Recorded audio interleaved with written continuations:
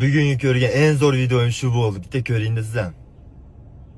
Ish bilan raddomga kelib oldi tursam, akamiz ikkitadan o'yinchoqlar ushlab raddomda oldi o'tdilar. Shu mashinada olib chiqib berish taklif qilib ko'raman, akani bitta emotsiyasini ko'raylik, qanaqa emotsiya bo'ladi.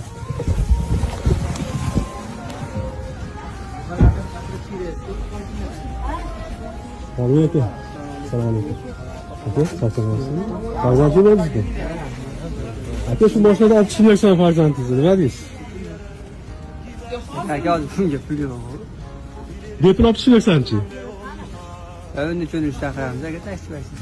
Taksimi? Aka, mana shu mashinada olib chiqib beraman bepul.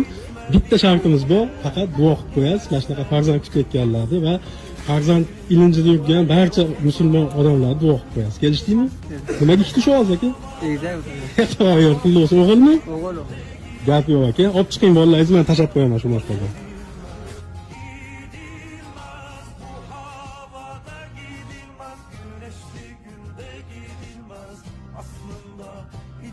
Ana olib kelib tashladi, xudo xolasa.